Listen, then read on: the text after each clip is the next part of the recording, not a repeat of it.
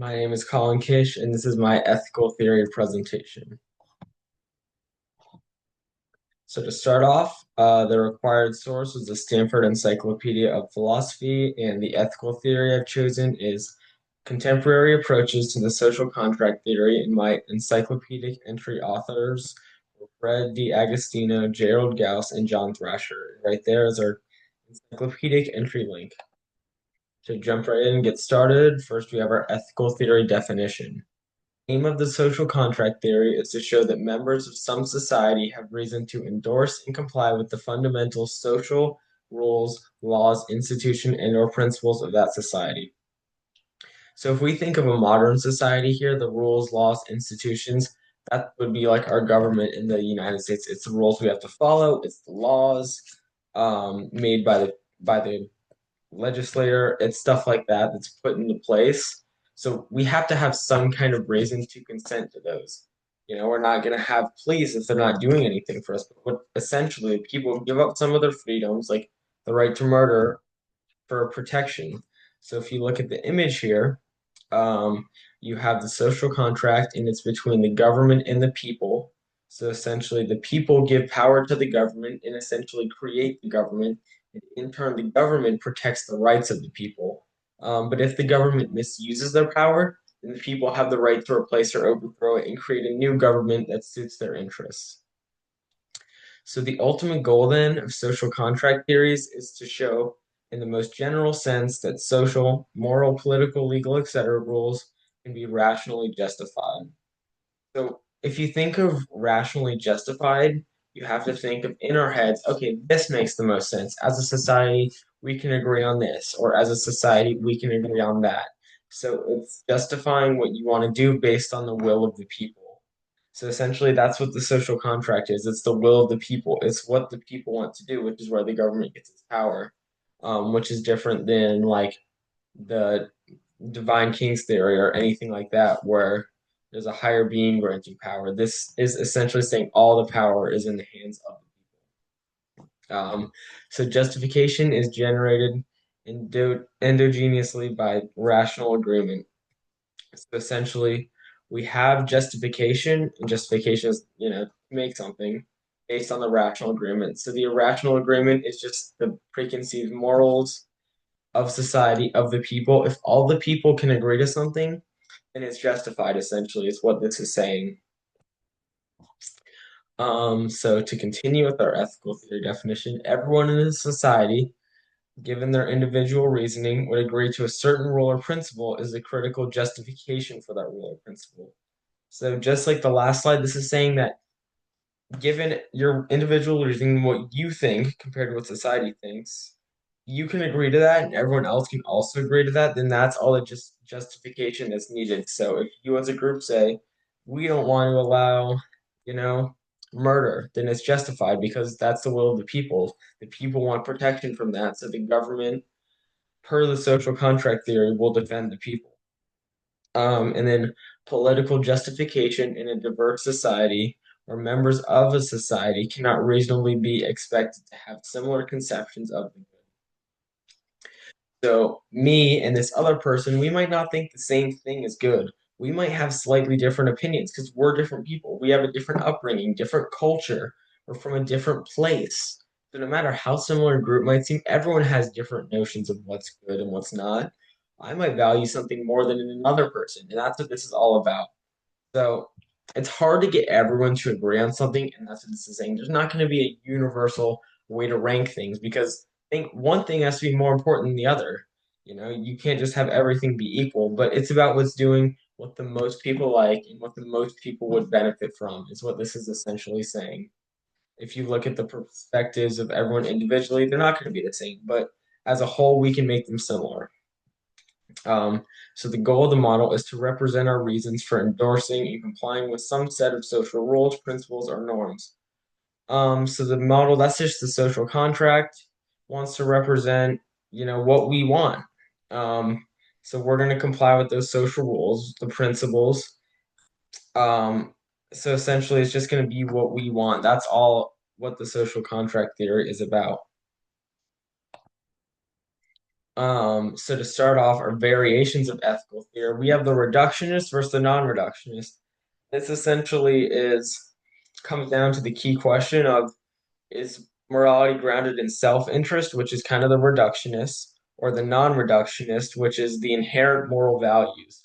So if we think of self-interest, we think of reductionist. So reductionist strategy promises to ground morality, or at least a very basic version of it, on the prosaic normativity of the basic requirements of instrumentalist practical rationality.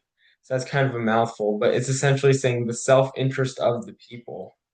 Um, so we did not think people are mostly self-seeking to think that social institutions and morality should be justified and restrain who they are. So people that are self-seeking, they're kind of looking for their own thing. It's like it attempts to generate the most reasonable thing, the most reasonable, rational thing.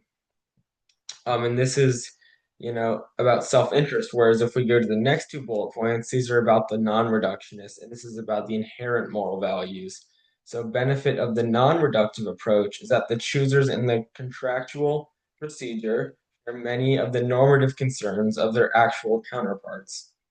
So essentially, people share many things if you think about their inherent moral values. So we're going to have similar values for the most part. They're going to share many, not all, but many of the normative concerns of the counterparts of the other people around them, basically. So the benefit of this really is that closer normative link between the two parties and allow for the contract to generate a thicker, more substantive morality, presumably closer to that already held by N. So if you look, this is essentially saying that it's going to be more substantive. There's going to be more to agree on. There's going to be more in it. There's going to be more of a link between the two parties. So like me and you are the government and the people. So if you look at our image here, this is actually the Federalist Papers. So this is when the United States was being founded, what we wanted to do with the federal government. Do we want a strong federal government or anti-federalist government? Reason I picked this is because inside of the encyclopedia they actually mention Alexander Hamilton's number 10 Federalist paper where he talks about the new concept.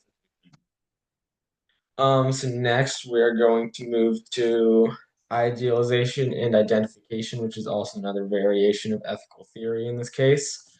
So this kind of boils down to how much should we idealize the parties in the social contract? So if you were to think idyllic or if you were to idealize something, you're gonna think of it as good. You're gonna think of it as better, you know? You're gonna think the people want to do what's right. So the point of contract theories is to make headway on our justificatory problems by constructing parties that are models of you and me, suggesting that some idealization is necessary and salutary in constructing a model of justification. So essentially, idealization helps eliminate bias and false beliefs. So you and me, we're biased. We have our own inherent biases. Even if we don't even know them, we might be biased against one thing or against one other group of people or something like that. So we just want to remove bias and idealize the people so that everyone is being protected fairly. But the problem is in the next bullet point, but if we idealize too far from individuals and citizens, as they presently are, their deliberations may not help much in solving our justificatory problems. So essentially, too much is going to lead to alienation. So, for instance, if hyper rational agents, if they would discard religion, their model won't address religious pluralism in real societies. So, essentially, they won't even think of religion like as something that's important. So we need to protect all the people. We can't idealize them too far. We need to stay grounded in what the reality is, or else the social contract won't really work for the people. Um, Consequently, to gain insight into the justificatory problem among citizens of limited rationality, the parties must model our imperfect rationality. So essentially, this is saying that we need to admit that we are imperfect. You know, we need to take that into consideration. Not everyone is going to do the right thing. We wouldn't even need a social contract in the first place. We wouldn't have to say no murdering if no one would do it. And so if you look at the image here, this is actually the signing of the Constitution, I believe. Basically, this is just putting pen to paper our rights. It's really creating that social contract. It's one of the first times this was seen in like a modern government, so to speak, especially after the Enlightenment. We're one of the first countries to really embrace the social contract. As you can see, our founding fathers are heavily influenced by that. So homogeneity versus heterogeneity. So essentially, this comes down to should contract models normalize perspectives or embrace moral diversity? So basically, homo is the same perspective, um, whereas hetero would mean different if you look at the root words. So to start off with homogeneity, the goal of determinacy, however, can have the effect of eliminating the pluralism of the parties that was the original impetus for contracting in the first place. So essentially, we wouldn't need a social contract if everyone was the exact same, and no one did things differently, or no one committed crimes. So if we try to do too much of what's similar, so Rawls says we must normalize perspectives to reach a shared point of view. So essentially, if you follow the homogeneity view, you want to have the same view for everyone. We kind of have to think along the same guidelines so that everyone is happy here. But this risks, the very pluralism that motivates the need for the contract in the first place. So it kind of creates a problem there. So it is necessary to unify the perspectives of the different parties so as to construct a shared point of view. So this is what Rawls is talking about. They want their shared point of view. Um, but that doesn't always work because we don't think the same. But if you go to heterogeneity, you can see that normalizing the perspectives of the parties assumes that there's one stable point of view that has all the relevant information necessary for generating a stable and determinate set of social rules. So this is like saying there's one size that fits all, but that just doesn't make sense. We're all very unique. We're all very different. You need to have different viewpoints. It's important to embrace diversity. So that's what the last bullet point is saying here, really. A deliberative process that draws on a diversity of perspectives will outperform one based on strict normalization of perspectives. So essentially, if you take into account many different people, so this is why we have diversity. We want to include many different viewpoints so that we can be stronger and we can protect more people. Um, you don't want just one group making all the rules because they're only going to do what's right for them. They're not going to see the perspectives of the other people. So we actually become stronger by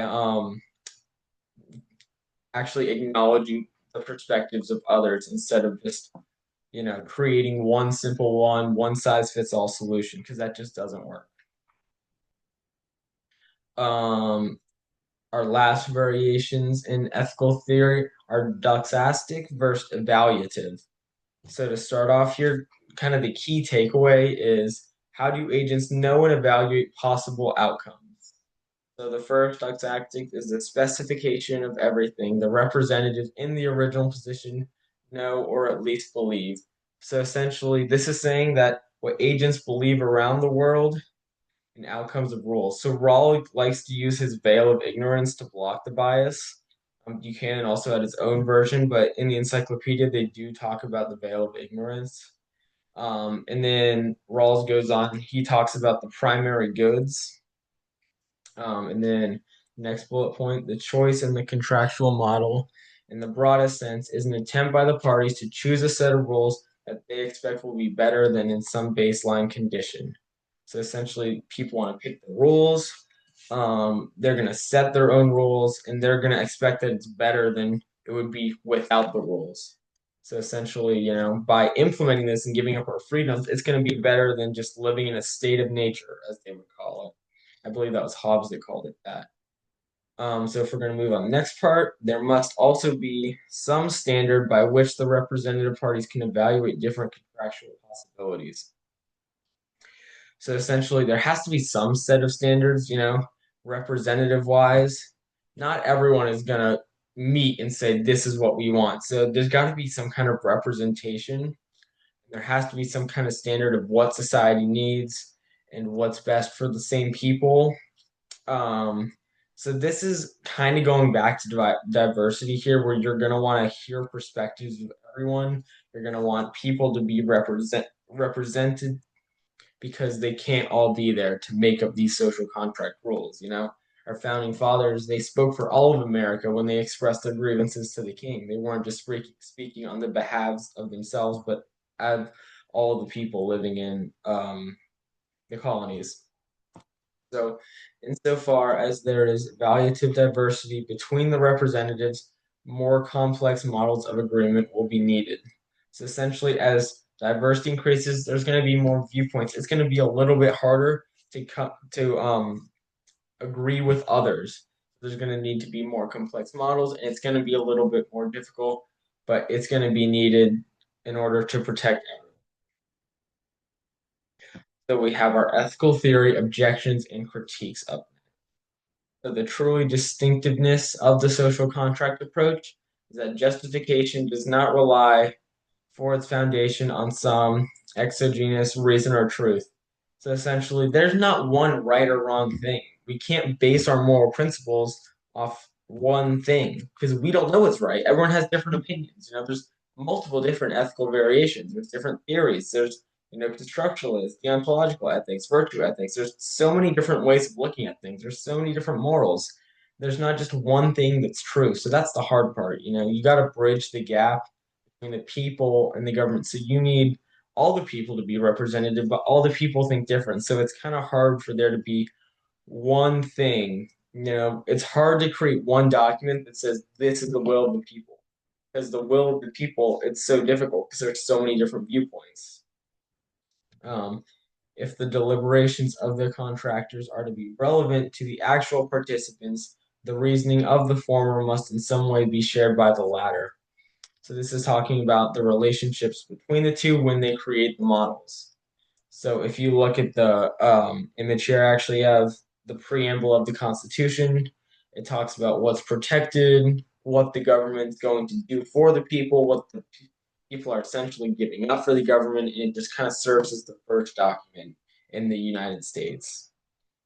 Um, Next, we're going to move to this contractarian project is reductionist in pretty straightforward sense. It drives moral or political reasons from non-moral ones, or to use Rawls' terminology, it attempts to generate the reasonable out of the rational. So essentially, you're comparing kind of two different things. Um, it's a little bit hard, like Rawls says. Um, so you have to get morals or political reasons, but there's no really correct morals to look at. So it's kind of difficult. You know, you don't really know what's right and wrong for the people. It's going to be different for every society. So next up, we have even if the self-interested agents can talk themselves into acting as moral agents, they do so for the wrong reasons. So essentially, if you're self-interested, you're looking out for yourself. You're not doing the right thing. But if they can talk to themselves and think they're and act as moral agents, then they're still not doing the right thing. You know, they're just creating rules, but those rules don't actually suit them. It's not really what's best for them, and it's not what they want. But they're just doing what they think is right, which really isn't what we want when we're creating a social contract. If we idealize too far from individuals and citizens as they presently are, their deliberations may not help much in solving our justificatory problems. This kind of goes back to the other thing on the slide back there in 2.2 I had. But if we idealize too far, you know, we're not going to get an accurate representation because we have to think what are the people really like, and there's kind of a balancing point, and there's no really correct answer. You know, there's doing what's best, but it's kind of like a heuristic problem almost, where you're just trying to get the best possible example because it's hard to get it exactly right. Um, this goal of determinacy, however, can have the effect of eliminating the pluralism of the parties that was the original impetus for contracting in the first place. So essentially, it's kind of redundant. You know, like you're not really doing anything if you're not doing it for the right reasons. So if you're not doing the will of the people, the pluralism, what everyone wants, then there's no point of the contract in the first place. So if you look here, this is the Leviathan. I found this image, and it's from Thomas Hobbes here. He spoke a lot.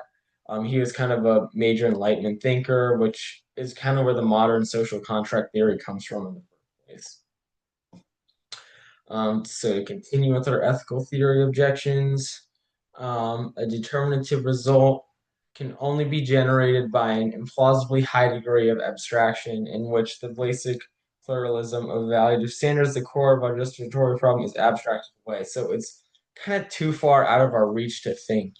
It's a little bit, excuse me, too difficult. It's too abstract. It's not really going to work for a society because they're kind of thinking in a way that's not really, it's just not going to work quite right because it doesn't suit the people in a sense. Like it's too abstract, it's impossible to implement, and it's just not going to work for the. It's kind of like you can do what sounds the best, but in practice, it's not always going to be followed right, and it's just not always going to quite work out. Um, So Rawls famously imposes severe doxastic constraints on his parties to the social contract by imposing a thick veil of ignorance that eliminates information of the specific details of each individual in the world they live in. So this is kind of a major critique here where we sort of lose our sense of individuality. Sorry. Um, but each person becomes part of a group, whereas each person doesn't implement their own ideas. It's like, well, you need to believe what we believe in. So it doesn't really come down to who I am as a person. It's more of a society thing. Um, because the whole point of a social contract there is it protects everyone, but everyone's different. We need different protections. Someone living in a city, might need different protections from someone living out on a farm. It's different for every person, and it's kind of difficult to all just boil it down to one size fits all. Um, so, as it says before, insofar as there is evaluative diversity between the representative, more complex models of agreement will be needed. So, um, it's going to have to be more complex, and it's just not going to work quite as well because there's just so many different groups of people. In the United States, there's over 300 million. It's hard to actually meet the viewpoint of every single person, so it's just not going to work quite right. So on our final slide here, discuss one ethical idea or argument from your selected ethical theory that you agreed or disagreed with. So we're going to start with I'm going to talk about something I agree with, and it's kind of, we'll start with suppose that the parties to the contract closely model real agents so they have diverse bases for their deliberations, religious, secular, perfectionist, and so on. So the most important thing, I really like how in the encyclopedia they talked about heterogeneity, how we're all different, how we all have different views. I think it's important that every person needs to be represented. We have a diversity makes us stronger. You want to pick people that have different viewpoints so that everyone's protected. And I think if you create a good social contract, then every group will be represented. So that's kind of a good thing. It's about the will of the people. You don't have just a few wealthy elites making everything. It's not just the king making the rules or in parliament like in England. So I just think I really like how this is more egalitarian in a sense, whereas everyone has an equal say. And then it is necessary to unify the perspectives of the different parties so as to construct a shared point of view. I actually kind of like how there's a shared point of view in a sense because it's something we can all follow. Yes, we want to have diversity, but we want to bring that diversity and create something that everyone has in a sense. So everyone can agree on this. We can all have something that we follow, but we each have something protected inside of that. So essentially, religious group, there's religious protections inside there. One group values individual rights. The social contract will have individual rights on there as well. So by including all these diverse groups, we create an important, substantive document that actually, fits everyone. So the only way you can really, have it be one size fits all is if you actually get diversity and it makes it stronger in itself. So that was my presentation, and thank you for watching.